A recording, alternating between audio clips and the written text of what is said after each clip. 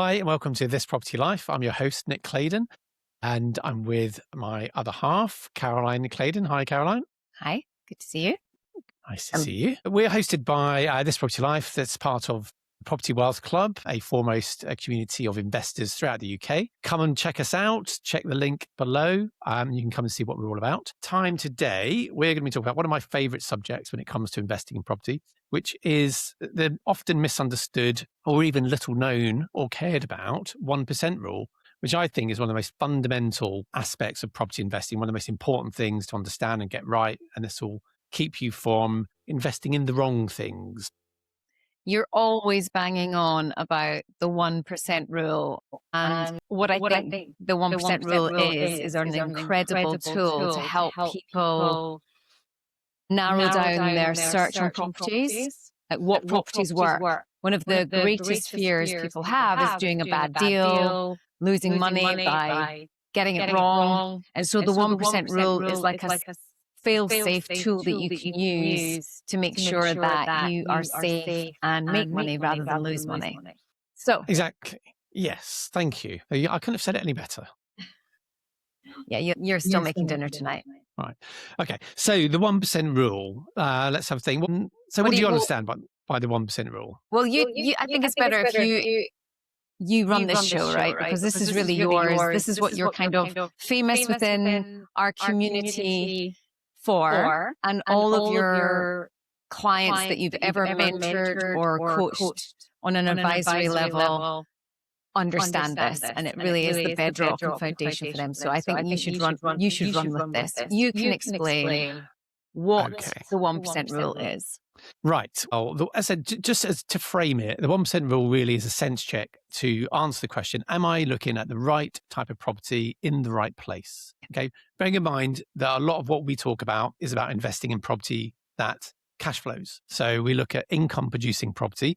This is not relevant for flipping. It's not relevant for HMOs or any type of advanced strategy. But for those of you starting out and just wanting straightforward buy-to-let houses and want to know how to keep yourself safe and to get it right and to make sure that you actually end up with a property that provides cash flow rather than you funding it, which is a big mistake that a lot of new investors tend to make, then the 1% rule is something that can keep you right. So essentially what it is, the 1% rule states that the monthly rent of a property should equal roughly 1% of the purchase price of that property. And now bearing in mind, we teach about buying below market value, buying distressed properties that need a little bit of renovation. This is where this really works. So this calculator has really guided professional investors for decades. It worked when we started, and it still very much works today. It completely underpins the whole strategy of buying buy-to-let properties below market value. Oh, and for those of you that are listening, we do actually have a visual. So if you want to just jump on over to our YouTube channel, which is called, Nicholas? This Property Life. There we go. This Property Life YouTube channel. There's a visual on there explaining all of this that might help you. What does that mean in reality? So the monthly rent should equal about 1% of the purchase price of the property. Okay, so this is not the property's finished value when you've maybe spent a bit of money on it and done it up.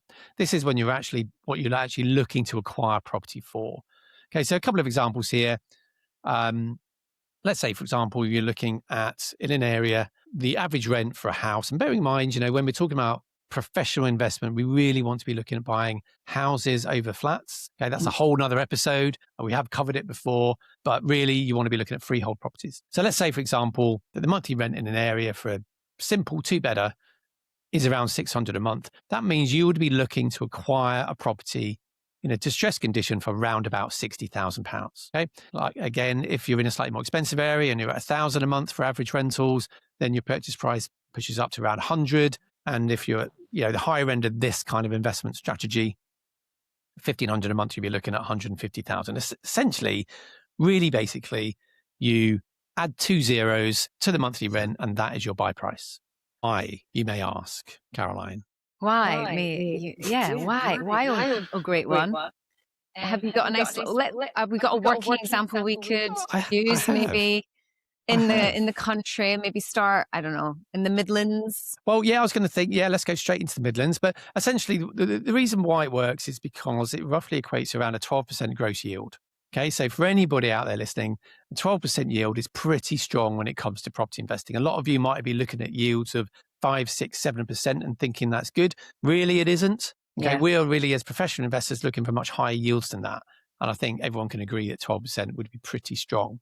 Okay, so how does that work? I've just got a quick bit of maths for anyone to have a look at. Again, if you're listening to this, I do recommend you go over to YouTube and check it out on there. Okay, so essentially, if you're looking at, let's say, the example of a 60,000 purchase at 600 a month, how does that give a 12% yield? You simply take the annual rent, which is 600 times 12, 7,200, and you divide that by the purchase price and times 100, and that gives you a 12% gross yield. Really simple. When we get more into the nuts and bolts of investing, we kind of put yield to the side and we really start looking at return on investment.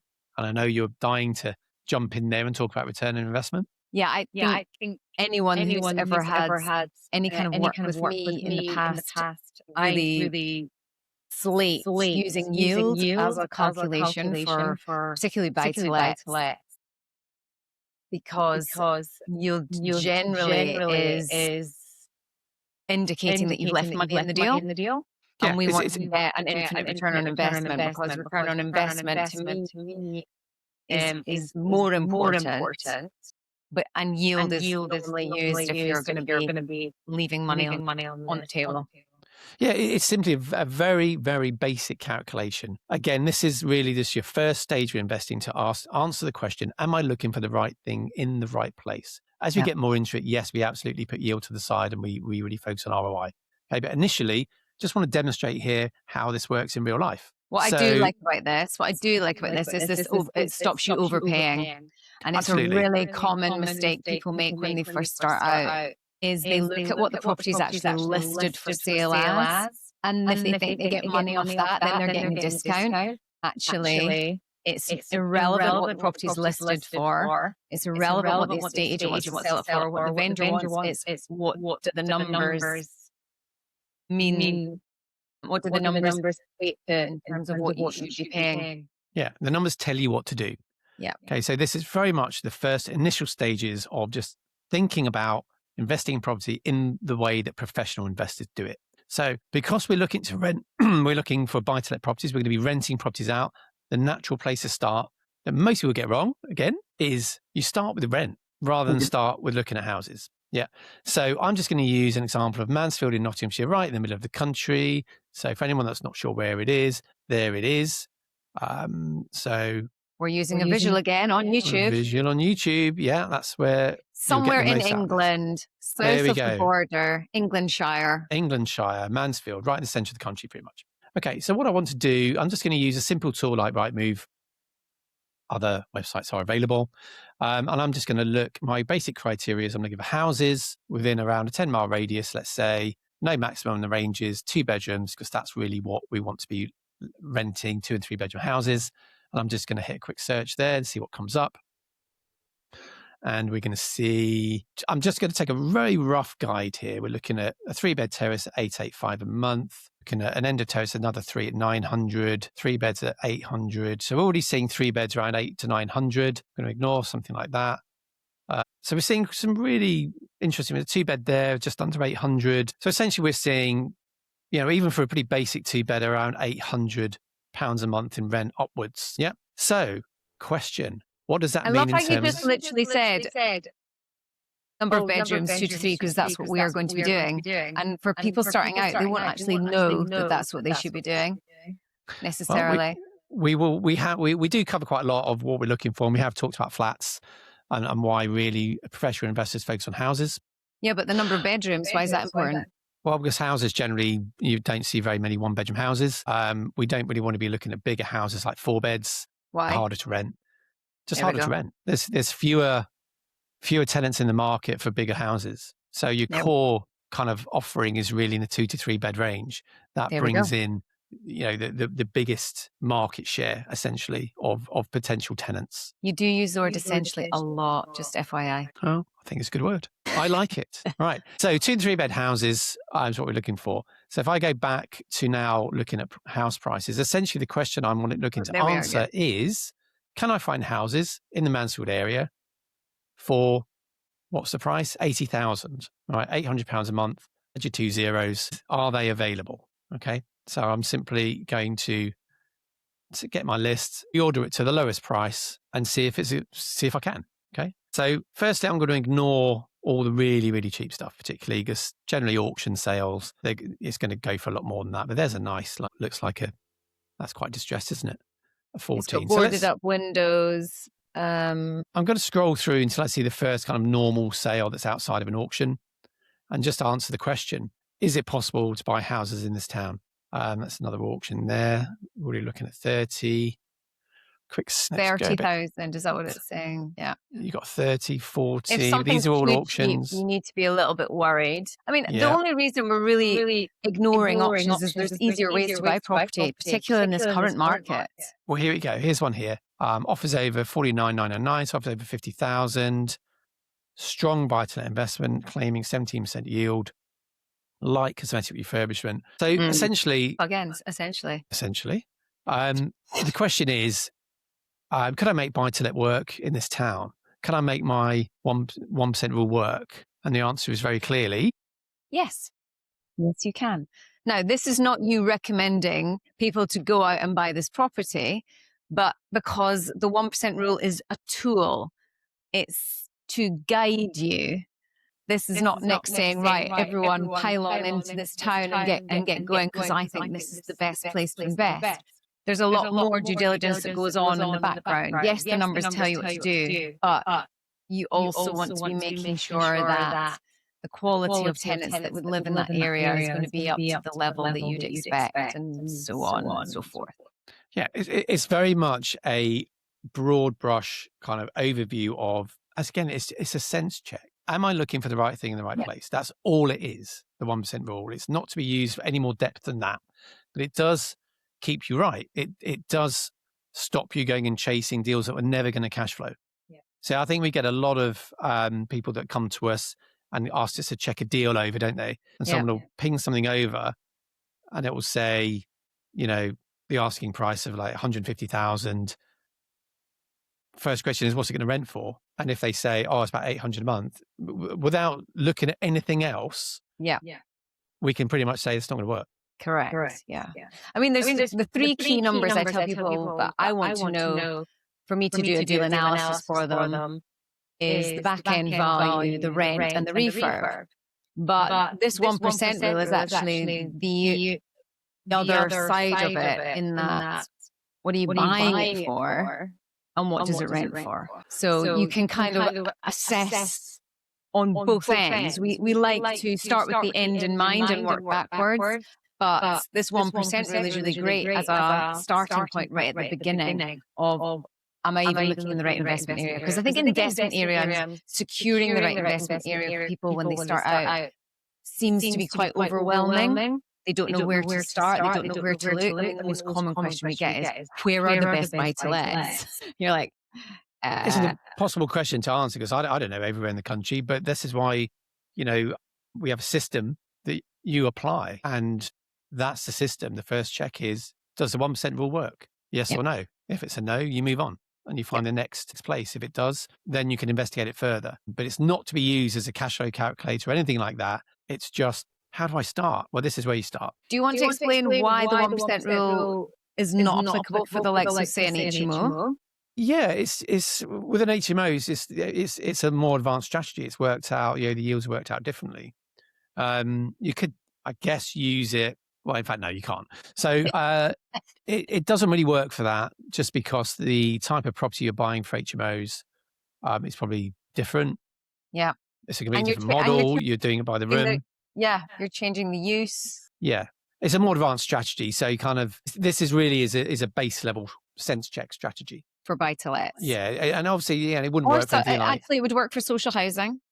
It would work for social housing. It could work for social housing, anything that's buy-to-let based. But it wouldn't work for, say, service accommodation. Yeah. And obviously, it doesn't work for flips because this is based on rentals, and with flipping, that's not relevant. I mean, okay, for flips, you would still do the 1% potentially for your second exit. All right, so I'll give you that one. For your second exit, yes, would be useful. But not as important to make 12% yield on a second exit. really. You'd be Correct. looking, as long as it covers itself and you're not funding it, I think, would be important. But it's just a very useful sense check anyway for anything kind of buy-to-let related. Love it. So why does it still work? It works because for fresh investors, we are looking, we're not speculating. We're not buying something and crossing fingers and hoping it goes up. We're looking for things like protection against interest rate rises. Yeah. So if you've got a high yield on your property when you buy it, then you're protected against short-term interest rate movements. Your cash flow's there as well. Particularly if you're looking, your strategy is to replace your income with property. You need the highest yielding property that you can find. It works with our model of buying and refurbing and renting out. And it just takes away that whole element of, investing in property for growth. We invest for income. Yeah, if you get the growth, that's great, but it's not the main reason why we do it. I think it's important as well to understand that, the 1% rule stops kind of working when you go to higher value property. It really is most relevant at the lower end of the market because that's really where the professional investors operate. Yeah. So it doesn't apply to things like new builds because it's just never going to really work. And, for investment purposes, we never recommend buying new builds, particularly flats. Well, yeah, it's the developers that make the money on the new builds market rather than the investors. Correct. And you're actually seeing in the market now big corrections. It's kind of flying a little bit under the radar, but I mean, in London, you're seeing new build flats selling at thirds of what they were marketed for, selling for originally at the moment. So, it's a bit of a bloodbath in the new build flat market. There's also a bit of a struggle, even here in Edinburgh, new builds. The expected sale prices haven't been achieved. New build is, I would say, it's a dangerous business to be in as a buyer for sure. Yeah. Okay, a couple of examples here, just at those different price points. Again, I'm watching on YouTube if you're listening. A few examples at the 60,000, 100,000, 150,000 levels. I would always recommend for buy-to-let purposes, particularly if you're beginning and you're starting out, to be at the lower end of the market, the sub 100K level. That's really where the better deals for buy-to-let investment are, for a number of reasons. One, if you've got a pot of money, you can do more deals at the lower end. Yeah. It spreads your risk over multiple properties rather than putting everything into one property. Yeah. It's about scaling, isn't it? It is. It is about scaling, absolutely. Because one's not enough. If you're looking to build a portfolio needs to be multiple properties. Some of the questions I get on the 1% rule are, well, it doesn't work near me.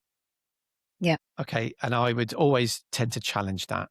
So again, if I just have a little look at the UK market, yes, of course, there are some areas where property prices are high and expensive. So it's somewhere where, say London, for example, it's going to be difficult, almost impossible to do buy-to-lets. It's just not really going to work there. But even in the southeast, you can find pockets where you can buy certainly under 150. So if you looked at the coastal areas, into Kent, into the south coast, you'll be able to find pockets. But anywhere kind of north of the home counties or west of the home counties, you can find properties at this level everywhere. I mean, literally everywhere. I know. If someone says to me, it doesn't work near me, the solution to that is invest not near you. It's really simple. You don't need to invest on your doorstep. It's about buying assets that work hard for you. And who said it needs to be on your doorstep? Doesn't. Exactly. Now, for some people starting out, I think a lot of people default to what they know. Yeah. So it's like, well, I know this town, but if you live in London and the southeast, you have to accept that the price point is such that it's very difficult to get into that kind of market. There are other things that will certainly work in more expensive places like commercial property, higher end flips, but the money you've got to put in can be a significant barrier to get into that. And the risk, obviously, if you're putting more money in, the risk is higher. Whereas if you balance that off by traveling a bit, like a lot of investors work with us, they might live in the southeast, but they invest in the Midlands. Realistically, it's 2-3 hours away, or they invest in South Wales or somewhere like that, where you can absolutely make these numbers work. Yeah. The amount of times I get people that say, "Oh, you can't buy houses for 60 grand." It's like, yes, you can. But also you've got to remember that 60K is the discounted price. It doesn't mean that actually that property is worth 60K. We're buying it discount and forcing the appreciation, adding the value to it. So it's not about properties being worth that. It's about getting it at the discount and adding the value. It's kind of, it's exactly. It's switching the focus from what can I buy a property for to, based on the rent in this area, what's the maximum I can pay for a property? There we go. That's the mindset shift, is you base it on the rent because that is what's going to be paying you. Yeah. And then you work out, well, can I make it work in this area? And if the answer is no, you move on. Yeah. It's really, you've got to be that strict with the rule. That's why it's a rule. Yeah. This is why my brain loves property investing, because it is pretty black and white. It's like, if the numbers do this, this, and this, we're in. If they don't, we're out. There's no grey area that we need to consider. It's pretty straightforward. Tick box exercise, blueprint, repeat it. That's exactly it. You can change the strategy, move the location, but fundamentally, you're buying at discount, you're adding value, and you're doing it professionally. That's it. In a nutshell. There we go. In a nutshell. So that's the 1% rule. I hope that has been useful. If you want to connect with us, and you can find us at propertywealthsystem.co.uk. You can connect with us at the Property Wealth Club and at This Property Life. Leave some comments on our YouTube channel. If you found it interesting, you want more videos like this, kind of a little kind of how-tos, do let us know, and we can do more of them. We're always interested in hearing and what you need, what you want. We definitely are recognizing that there's so much information out there. People get a little overwhelmed. They get so bombarded with information that they actually don't know which direction to turn in. So if you need help with implementing, then do reach out to us. Give me a little follow on Instagram, Caroline Clayton.property. And in fact, I'm doing a one-off special on how you can use artificial intelligence to help you find deals. And how we can take this 1% rule to another level using AI, using information on title deeds to help you find specific types of property in your investment area. So if you're interested in attending that, it is free on the 10th of February. So how else are we going to get your give me a follow on Instagram or DM me on Instagram, and I'll send you a link so that you can secure your place. But there are limited spaces to that one. Yeah, fantastic. Yeah, I think that is where a lot of people get overwhelmed, is how do I actually find these deals? So yeah, using latest technology will show you how to cut serious amounts of research time and be able to get straight into a lot of often off-market deals. Yeah. Through this route. This goes to show you can teach an old dog new tricks using tech. There we are. I'm not going to say anything. Right. So yes, thanks for watching or listening. If you are listening, I do recommend that you come over to YouTube and watch us, because we are moving more to YouTube, and so we can show you more stuff. Obviously easy to do that, get some of our points across with some visuals. So do come and watch us, and we will see you on the next episode of This Property Life. Take care. Thanks for listening.